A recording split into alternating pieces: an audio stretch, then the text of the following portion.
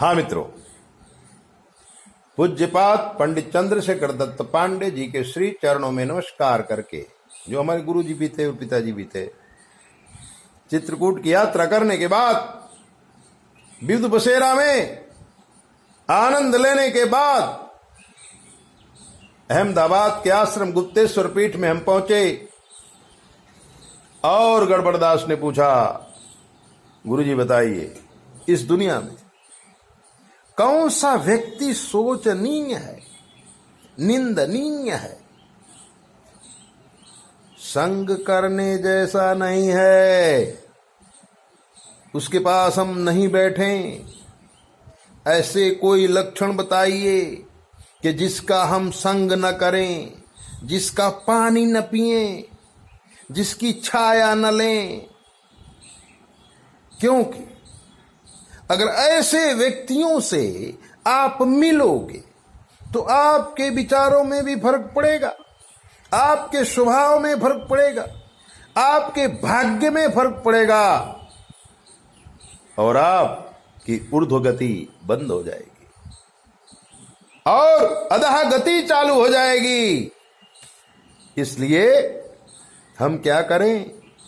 ऐसे कौन से व्यक्ति हैं जिनके पास हमें नहीं जाना चाहिए, जिनसे हमें बात नहीं करनी चाहिए, जिसका संग हमें नहीं करना चाहिए, जिसके पास हमें नहीं बैठना चाहिए? तब हमने कहा कि ये बात तो विदुर जी वर्षों पहले कह गए हैं। क्या कह गए हैं? कि अविद्या पुरुषा शोच्यः शोच्यम मैथुन प्रजाम निराहारा प्रजा शोच्या शोच्यम राज्यमराजिकम। विदुर जी बड़े संत थे, उन्होंने कितना सुंदर कहा है, अविद्या पुरुषः शोच्यः। जो पुरुष पढ़ा लिखा ना हो, मूर्ख हो, किसी भी प्रकार की विद्या में प्रवीण ना हो, ऐसे पुरुष के नजदीक मत जाना, क्योंकि कोई विद्या जानता नहीं है, उसको कुछ आता नहीं है। लेकिन जब आप कोई काम कर रहे होंगे तो आपको सिखा देगा। यही तो मूर्ख के लक्षण है। जिसने कभी झोपड़ी भी नहीं बनाई है, अगर आप मकान बना रहे हो, वो मूर्ख आदमी आके कहेगा कि दरवाजा यहां लगाओ, बारी यहां लगाओ तो अच्छा हवा आएगी। आपका प्लान ही घुमा देगा। आप खेत में बीज बो रहे हो, वो मूर्ख आदमी आएगा और कहेगा कि अभी 2 बार और जोतिए, फिर बीज बोइए, जबकि बीज बोने की आपको जल्दी है। आप चाहते हैं कि जल्दी से बीज बो दिया जाए, क्योंकि शाम होने वाली है और संध्या काल में राक्षस लोगों की प्रवृत्ति बढ़ जाती है। हो सकता है आप 2 बीज की जगह 4 बीज डाल दें। बीज उजाले में बोया जाता है, लेकिन मूर्ख आ जाता है। जिसने कभी खेती नहीं की, वो कहता है बीज मत बो, अभी जोतना पड़ेगा।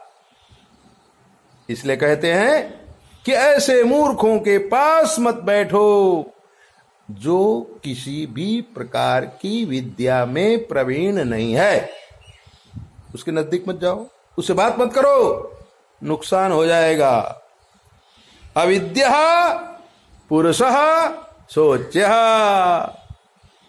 फिर कहते हैं शौच्यम मैथुनम प्रजम। और जब ऋतुकाल में स्त्री हो तो प्रजा उत्पत्ति के लिए ही मैथुन किया जाता है। लेकिन अगर मौज के लिए, शौक के लिए मैथुन किया गया तो ऐसे व्यक्ति शोचनीय होते हैं, जो आनंद के लिए मैथुन करते हैं, उनका विनाश होता है। मैथुन करो तो प्रजा की उत्पत्ति जरूरी है। निराहारा प्रजा सोच्या सोच्यम राजमराजिकम।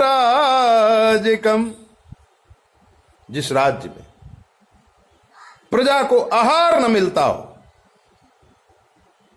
वो प्रजा भी सोचनी है, क्योंकि भूखे मरना बहुत बड़ा पाप है। भूखा कौन मरता है?